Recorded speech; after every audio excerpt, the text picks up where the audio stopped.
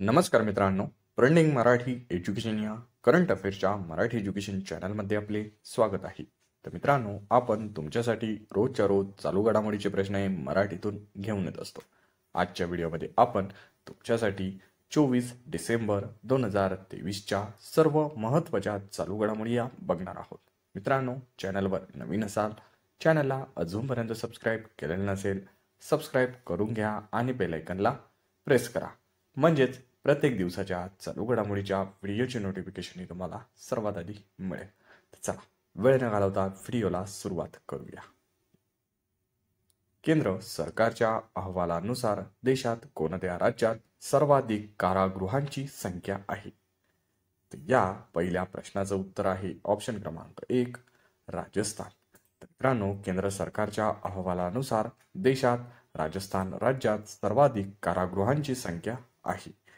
तर राजस्थान या राज्यात सर्वाधिक म्हणजे 146 कारागृहांची संख्या आहे. ही माहिती लक्षात असू द्या. नेक्स्ट चालू घडामोडी. 2023 या वर्षात कोणत्या देशाचा क्रिकेट संघ आंतरराष्ट्रीय एकदिवसीय सामन्यामध्ये सर्वाधिक षटकार ठोकणारा संघ ठरलेला आहे? तर या प्रश्नाचं उत्तर आहे ऑप्शन क्रमांक 2, भारत.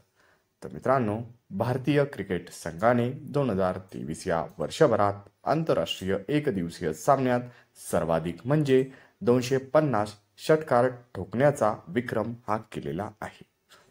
नेक्स्ट चालू घडामोडी. डॉक्टर सादिका नवाब यांना कोणत्या क्षेत्रातील साहित्य अकादमी पुरस्कार जाहीर झालेला आहे? तर या प्रश्नाचं उत्तर आहे ऑप्शन क्रमांक 3, उर्दू. डॉक्टर सादिका नवाब यांना उर्दू भाषेतील साहित्य अकादमी पुरस्कार हा जाहीर झालेला आहे. तर अजून एक पॉइंट आहे की तो म्हणजे डॉक्टर सादिका नवाब यांना राजदेव की आमराई कादंबरीसाठी उर्दू भाषेचा साहित्य अकादमी पुरस्कार हा जाहीर झालेला आहे. मित्रांनो, कादंबरी लक्षात असू द्या, राजदेव की आमराई. नेक्स्ट चालू घडामोडी. बँक ऑफ बडोदाच्या अहवालानुसार सर्वाधिक महागाई असलेल्या देशाच्या यादीत भारत कितव्या क्रमांकावर आहे? तर या प्रश्नाचं उत्तर आहे ऑप्शन क्रमांक 4, तिसऱ्या. बँक ऑफ बडोदाच्या अहवालानुसार सर्वाधिक महागाई असलेल्या देशांच्या यादीत भारत 3ऱ्या क्रमांकावर आहे. बँक ऑफ बडोदाच्या अहवालानुसार जगात सर्वाधिक महागाई असलेल्या देशांच्या यादीत प्रथम क्रमांकावर रशिया हा देश आहे. तर जगात सर्वाधिक महागाई असलेल्या रशियामध्ये महागाईचा दर 7.5% एवढा आहे. तर बँक ऑफ बडोदाच्या अहवालानुसार भारतात महागाईचा दर हा 5.6% एवढा आहे. ही माहिती लक्षात असू द्या. तर मित्रांनो, आपला भारत हा 3ऱ्या स्थानावर आहे, हा लक्षात असू द्या. नेक्स्ट सर्व घडामोडी. पुणे आंतरराष्ट्रीय चित्रपट महोत्सव कोणत्या कालावधीत आयोजित केला जाणार आहे? तर या प्रश्नाचं उत्तर आहे ऑप्शन क्रमांक 1, 18 ते 25 जानेवारी 2024. पुणे आंतरराष्ट्रीय चित्रपट महोत्सव हा 18 ते 25 जानेवारी 2024 या कालावधीत आयोजित केला जाणार आहे. नेक्स्ट चालू घडामोडी. भारताकडून ऑस्कर 2024 साठी पाठवण्यात आलेला कोणता चित्रपट ऑस्करच्या शर्यतीतून बाहेर पडलेला आहे? तर या प्रश्नाचं उत्तर आहे ऑप्शन क्रमांक 2, 2018 एव्हरीवन इज हिरो हा चित्रपट भारताकडून ऑस्करसाठी पाठवण्यात आलेला होता. आता तो चित्रपट हा त्या शर्यतीतून बाहेर पडलेला आहे. तर मित्रांनो, भारताकडून ऑस्कर 2024 साठी पाठवण्यात आलेला 2018 एव्हरीवन इज हिरो हा चित्रपट मल्याळम भाषेतील आहे. हा देखील पॉइंट लक्षात असू द्या. नेक्स्ट चालू घडामोडी. खालीलपैकी कोणाला जलमित्र पुरस्कार जाहीर झालेला आहे? तर या प्रश्नाचं उत्तर आहे ऑप्शन क्रमांक 3, प्राचार्य डॉक्टर रामचंद्र मोरवंचीकर यांना हा जलमित्र पुरस्कार हा जाहीर झालेला आहे. तर मित्रांनो, या पुरस्काराचे हे 11वे वर्ष आहे.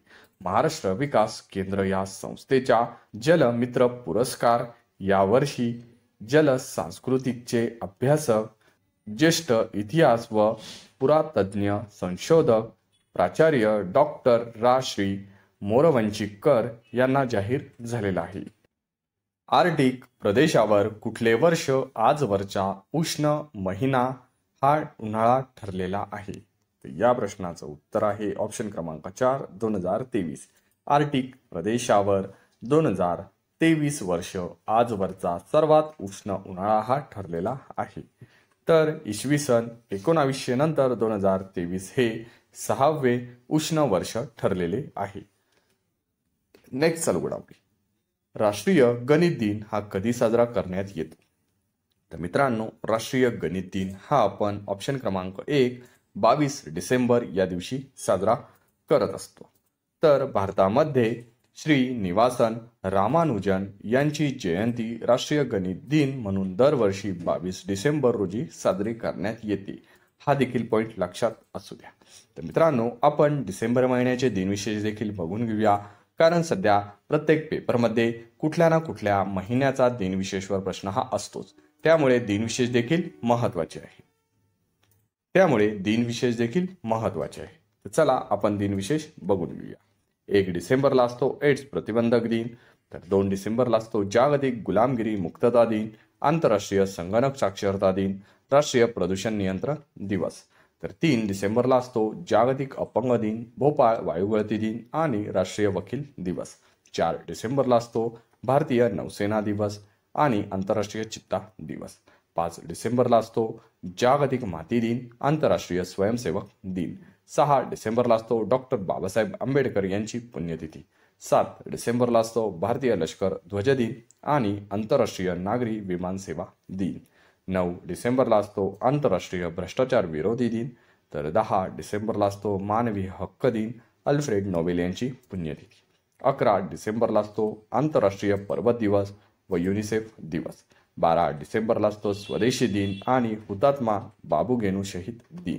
तर 14 डिसेंबरला असतो राष्ट्रीय ऊर्जा संवर्धन दिवस. तर 15 डिसेंबरला असतो आंतरराष्ट्रीय चहा दिन. तर 16 डिसेंबरला असतो विजय दिवस.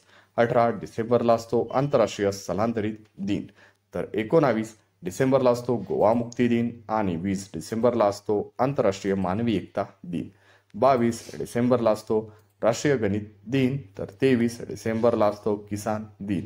तर 25 डिसेंबरला असतो नाताळ आणि सुशासन दिन. मित्रांनो, आपण हे सर्व डिसेंबर महिन्याचे दिनविशेष बघितले, ते आपल्या करंट अफेअरच्या बुकमध्ये नोट डाऊन करून ठेवा आणि रोजच्या रोज चालू घडामोडीचे प्रश्न देखील आपल्या वहीमध्ये नोट डाऊन करून ठेवा. व्हिडिओ हा आवडत असेल तर व्हिडिओला लाईक हे जरूर करा आणि आपल्या जवळच्या अभ्यासू मित्रमैत्रिणींना व्हिडिओ हा जास्तीत जास्त शेअर करा. मित्रांनो, चॅनलला अजूनपर्यंत सबस्क्राईब केलेलं नसेल, सबस्क्राईब करून घ्या आणि बेल आयकॉनला प्रेस करा. म्हणजेच प्रत्येक दिवसाच्या चालू घडामोडीच्या व्हिडिओची नोटिफिकेशन तुम्हाला सर्वात आधी मिळेल. मित्रांनो, व्हिडिओ हा पूर्ण बघितल्याबद्दल तुमचे मनापासून धन्यवाद.